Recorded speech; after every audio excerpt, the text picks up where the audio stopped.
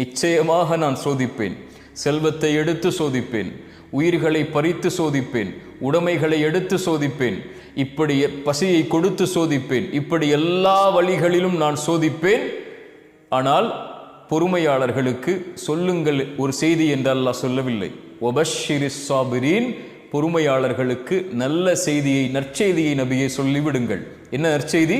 அல்லதீன இதா அஸாபத்துஹும் முஸீபா, அவர்களுக்கு ஏதாவது சோதனை ஏற்பட்டால் அவர்கள் என்ன தெரியுமா சொல்லுவார்கள்? இன்னா லில்லாஹ், நாங்கள் அல்லாஹ்வை சார்ந்தவர்கள், வ இன்னா இலைஹி ராஜிஊன், அவனிடத்தில் தான் நாங்கள் செல்ல இருக்கிறோம். எங்களை படைத்தவன் அவன், எங்களை மரணிக்க செய்பவனும் அவன்தான். அவனுடைய நாட்டத்தை மீறி எங்களுடைய வாழ்வில் எதுவும் நடக்காது. அல்லாஹுடைய தூதர் ஸல்லல்லாஹு அலைஹி வஸல்லம் சொன்ன செய்தி அது. உலகமெல்லாம் ஒன்று சேர்ந்து உங்களுக்கு ஒரு நலவை செய்ய நாடினாலும் அல்லாஹ் விதித்ததை தவிர எதையும் செய்ய முடியாது.